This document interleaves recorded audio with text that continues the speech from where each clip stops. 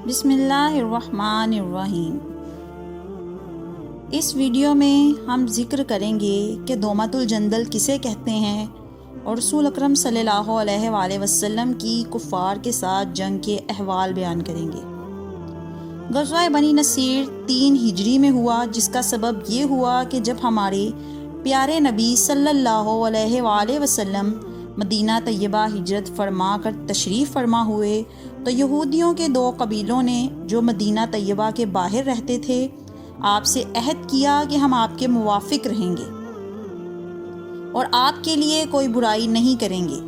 جب آپ اس معاملے پر گفتگو کے لیے ان کے پاس گئے اور ان سے اس معاملے میں گفتگو کی، وہ لوگ آپ کو ایک دیوار کے نیچے بٹھلا کر مشورہ کرنے لگے کہ دیوار پر سے ایک پتھر لڑکا کر آپ کو قتل کر دیں۔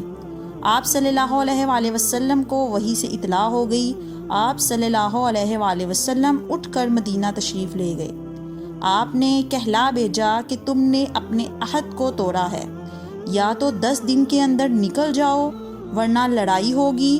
وہ لڑائی کے لیے تیار ہوئے۔ آپ ان پر لشکر لے آئے اور ان کے حلقہ کو گھیر لیا۔ آخر وہ تنگ ہو کر نکل جانے پر راضی ہوئے۔ سورہ حشر میں یہی قصہ ہے۔ اس میں سے چند آیتیں ہم نقل کرتے ہیں، پھر آپ جب خود قرآن پاک پڑھیں گے تو آپ کو خود معلوم ہو جائے گا۔ ترجمہ: اللہ پاک کی پاکی بیان کرتے ہیں۔ سب جو کچھ آسمانوں اور زمین میں ہے، اور وہ زبردست حکمت والا ہے۔ وہی ہے جس نے کفار اہل کتاب کو ان کے گھروں سے پہلی بار اکٹھا کر کے نکال دیا۔ تمہارا گمان بھی نہ تھا کہ وہ کبھی اپنے گھروں سے نکلیں گے، اور خود انہوں نے یہ گمان کر رکھا تھا کہ ان کے قلعے ان کو اللہ سے بچا لیں گے، سو ان پر اللہ کا عذاب ایسی جگہ سے پہنچا کہ ان کو خیال بھی نہ تھا، اور ان کے دلوں میں رعب ڈال دیا کہ اپنے گھروں کو خود اپنے ہاتھوں سے اور مسلمانوں کے ہاتھوں سے اجار رہے تھے۔ سو اے عقل مندو، اس حالت کو دیکھ کر عبرت حاصل کرو۔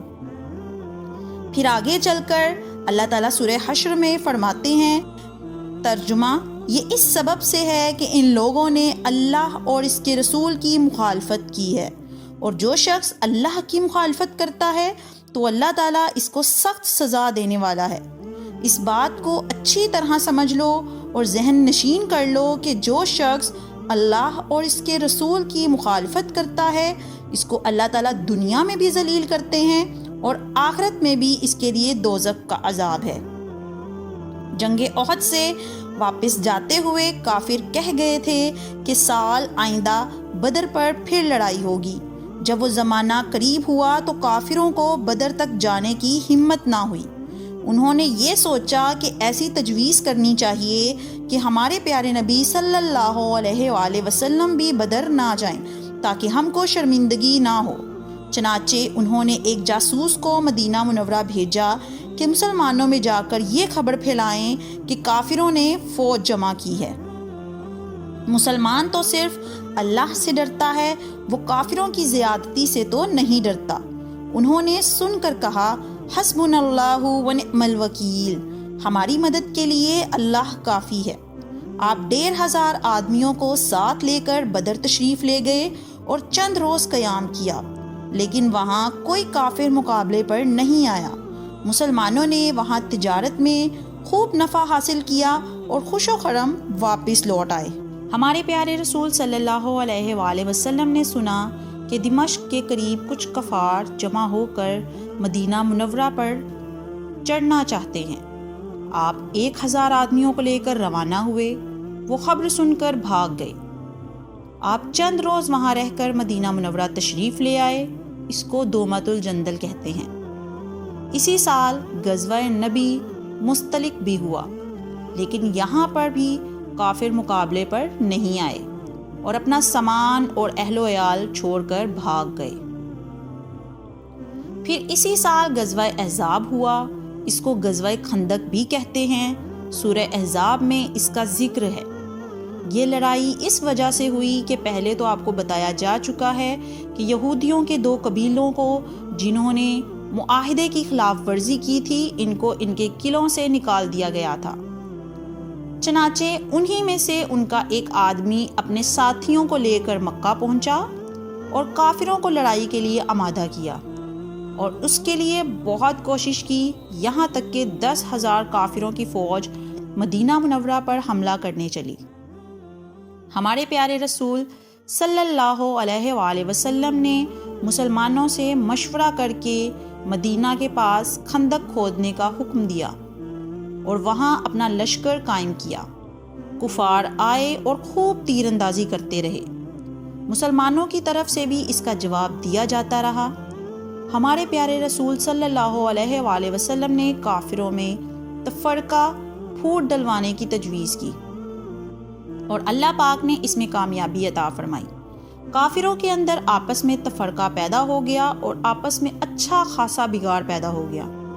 اسی دوران اللہ تعالیٰ نے مسلمانوں کی مدد اس طرح کی کہ ایک زوردار ہوا بھیجی جس سے کافروں کے خیمے اکھڑ گئے اور گھوڑے بھاگنے لگے۔ چنانچہ اسی رات کو کافروں کا لشکر واپس چلا گیا۔ اب اس جنگ کے متعلق قرآن پاک میں سورہ احزاب میں آیت نمبر 9 میں اللہ تعالیٰ فرماتے ہیں، اے ایمان والو، اللہ کا انعام اپنے اوپر یاد کرو، جب تم پر بہت سے لشکر چڑھ آئے، پھر ہم نے ان پر ایک آندھی بھیجی اور ایسی فوج جو تم کو دکھائی نہ دیتی تھی، اور اللہ تعالیٰ تمہارے اعمال کو دیکھتے تھے۔ جب وہ لوگ تم پر آ چڑھے تھے اوپر کی طرف سے اور نیچے کی طرف سے بھی، اور جب کہ آنکھیں کھلی کی کھلی رہ گئی تھیں اور کلیجے منہ کو آنے لگے تھے، اور تم لوگ اللہ کے ساتھ طرح طرح کے گمان کر رہے تھے۔ اس موقع پر مسلمانوں کا امتحان لیا گیا اور سخت زلزلے ڈالے گئے۔ اس کے آگے پھر اسی جنگ میں جو حالات پیدا ہو گئے تھے، اللہ تعالیٰ نے اس کو بیان فرمایا ہے اور اس کا نقشہ کھینچا ہے۔ منافق جن کے دلوں میں اسلام پکا نہیں ہوا تھا کہنے لگے، وَإِذْ يَقُولُ الْمُنَافِقُونَ وَالَّذِينَ فِي قُلُوبِهِم مَّرَضٌ مَّا وَعَدَنَا اللَّهُ وَرَسُولُهُ إِلَّا غُرُورًا۔ ترجمہ، اور جب منافق اور وہ لوگ جن کے دلوں میں مرض ہے یوں کہہ رہے تھے کہ ہم سے تو اللہ نے اور اس کے رسول نے محض دھوکہ ہی کا وعدہ کر رکھا ہے، اور بہت سے لوگ اپنے گھر جانے کی اجازت مانگنے لگے کہ ہمارے گھر غیر محفوظ ہیں۔ آگے چل کر اللہ تعالیٰ سورہ احزاب میں خبردار کرتے ہیں۔ ترجمہ، آپ فرما دیجئے کہ تم کو بھاگنا نفع نہیں دے سکتا۔ اگر تم موت سے یا قتل سے بھاگتے ہو اور اس حالت میں بجز تھوڑے دنوں کے زیادہ فائدہ نہیں اٹھا سکتے۔ پھر آگے فرماتے ہیں، اس کو ہم اپنے دل میں اچھی طرح بٹھا لیں کہ یہ بڑے کام کی بات ہے۔ سورہ احزاب میں اللہ تعالیٰ فرماتے ہیں، ترجمہ، یہ بھی فرما دیجئے کہ وہ کون ہے جو تم کو خدا سے بچا سکے اگر وہ تمہارے ساتھ برائی کرنا چاہے، یا وہ کون ہے جو خدا کے فضل سے تم کو روک سکے اگر وہ تم پر فضل کرنا چاہے، اور خدا کے سوا نہ کوئی اپنا حمایتی پائیں گے نہ مددگار۔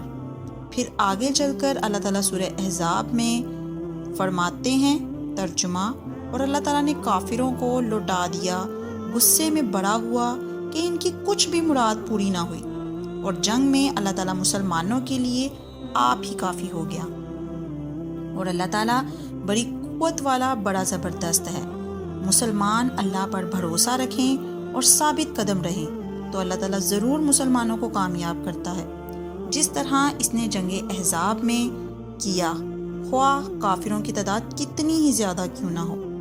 اسی سال کافروں سے اور کئی چھوٹی چھوٹی جنگیں ہوئیں۔ ایک جنگ میں مسلمانوں نے درختوں کے پتے جھاڑ جھاڑ کر کھائے۔